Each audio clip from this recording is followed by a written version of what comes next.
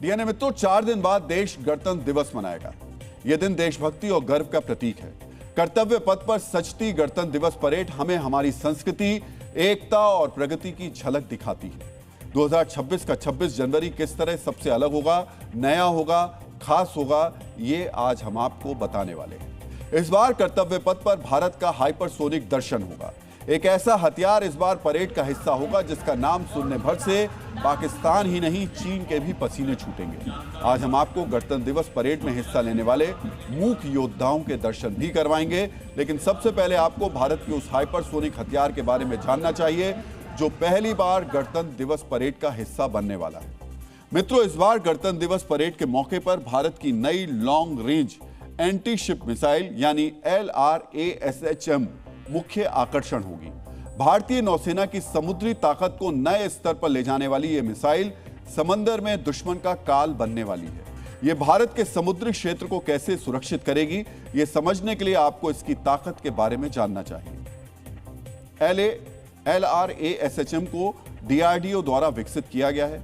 यह अत्याधुनिक anti ship missile प्रणाली है जिसकी रेंज 1500 किलोमीटर से ज्यादा है।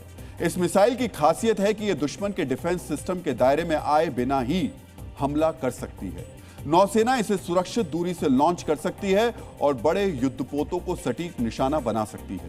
LRASHM भारतीय नौसेना की सी कंट्रोल और समुद्री रणनीतिक क्षमता को बढ़ाती है। इससे हिंद महासागर क्षेत्र यानी IOR में भारत की समुद्री सुरक्षा और रणनीतिक बढ़त और मजबूत होगी। ये सी स्कीमिंग यानी तकनीक से लैस है, यानी ये समुद्री सतह से थोड़ी ही ऊंचाई पर उड़ान भरती है जिससे ये दुश्मन के रडार की पकड़ में नहीं आती है।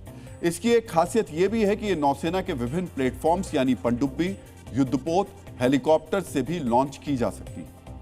मित्रों, ये मिसाइल दुश्मन के युद्धपोतों को लंबी दूरी से सटीक निशाना बनाने में सक्षम है और भारत की आत्मनिर्भर रक्षा तकनीक का प्रतीक भी है। LRASHM के प्रदर्शन से दुनिया को यह संदेश जाएगा कि भारत समुद्री सुरक्षा और रणनीति में भी तेजी से आगे बढ़ रहा है। मित्रों, इस बार गणतंत्र दिवस की सुरक्षा भी अभूतपूर्व होने वाली है। गणतंत्र दिवस के मौके पर आतंकी हमले के इनपुट के बाद पूरी दिल्ली को अभेद्य किला बना दिया गया है। सुरक्षा के मद्देनजर 15,000 जवानों को तैनात किया गया है। 10,000 दिल्ली पुलिस के जवान और 5,000 पैरामिलिट्री फोर्स के जवान तैनात किए गए हैं। वाहनों की चेकिंग के लिए 4 लेयर की सुरक्षा की गई है। 3,000 से ज्यादा CCTV कैमरे लगाए गए हैं। मित्रों, संभावित खतरे को देखते हुए इस बार दिल्ली पुलिस के जवानों को एक खास चश्मा दिया गया है। ये चश्मे ऐसी तकनीक से लैस हैं कि किसी भी संदिग्ध की पहचान एक नजर में कर लेंगे। ये खास चश्मा काम कैसे करता है, हमारी इस रिपोर्ट में देखिए।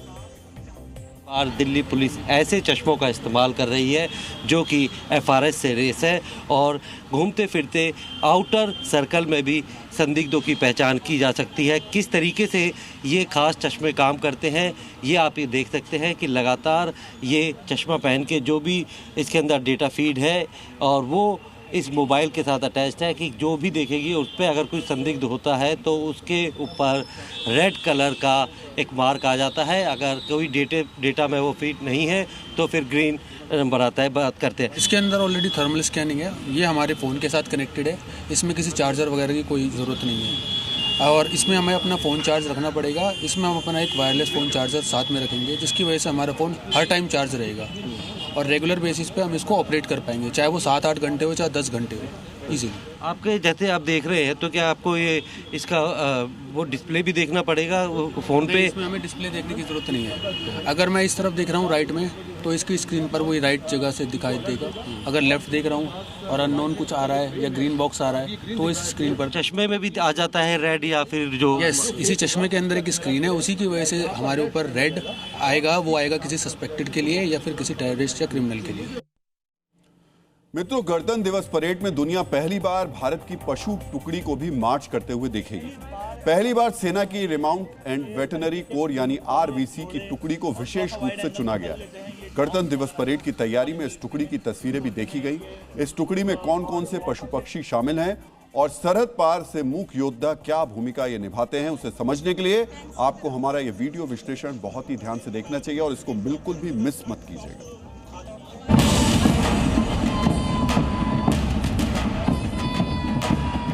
गणतंत्र दिवस परेड में इस बार देश के दुर्गम सीमाओं की रक्षा करने वाले पशु पक्षी भी भाग ले रहे हैं। कठिन परिस्थितियों में देश के प्रति अपने कर्तव्य को निभाने वाले पशु पक्षी भी कर्तव्य पथ पर सेना के जवानों के साथ कदम ताल करने वाले हैं।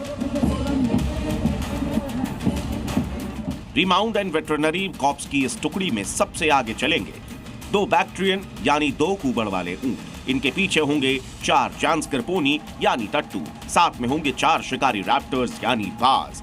और इस टुकड़ी में आत्मनिर्भर भारत के प्रतीक भारतीय नस्ल के 10 सोल्जर डॉग्स भी शामिल होंगे। हाल ही में बैक्ट्रियन ऊंटों को लद्दाख में सेना के सारथी के तौर पर शामिल किया गया है। इन्हें लद्दाख के ठंडे इलाकों में ऑपरेशंस के लिए शामिल किया गया है। अत्यधिक ठंड, कम ऑक्सीजन और 15,000 फीट से अधिक ऊंचाई वाले क्षेत्रों के लिए अनुकूल ये ऊंट 250 किलोग्राम तक भार उठा सकते हैं।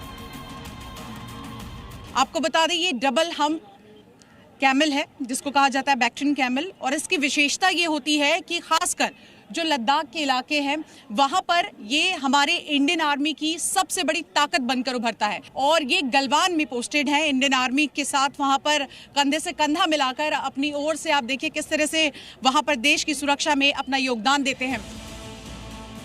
गणतंत्र दिवस परेड में ऊंटों के पीछे मार्च करेंगे जानस्कर टट्टू। ये लद्दाख की एक दुर्लभ और स्वदेशी पर्वतीय नस्ल है। आकार में छोटे होने के बावजूद ये टट्टू असाधारण सहन शक्ति के लिए जाने जाते हैं।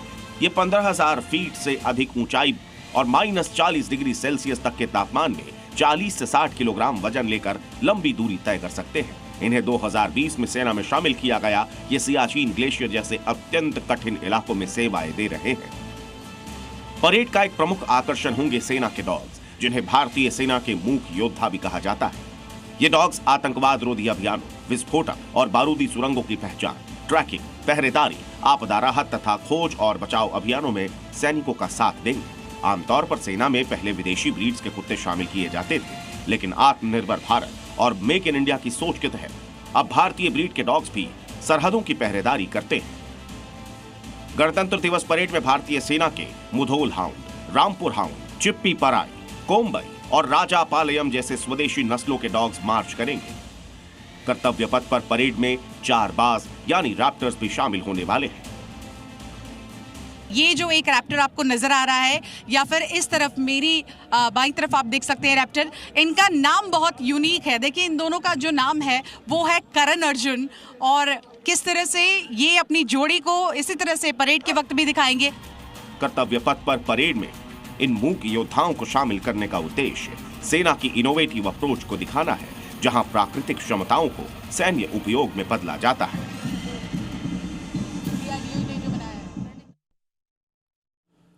कर्तव्य परेड से पहले, गणतंत्र दिवस परेड से पहले अगर हम बात करें, इस वक्त कर्तव्य पथ पर सभी टुकड़ियां तैयारियों में जुटी हुई हैं। इसी तैयारी की एक दिलचस्प तस्वीर सामने आई। मित्रों, आपने सोशल मीडिया पर एक वायरल रील देखी होगी जिसमें एक युवक कृष फिल्म का गाना अपने अंदाज में सुना रहा है।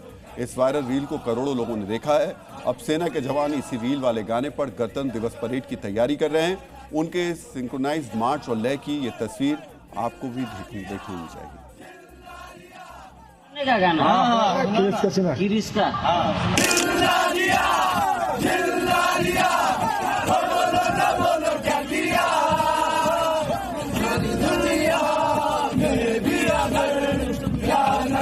तो क्या किया बेबी, अगर क्या न किया तो क्या किया।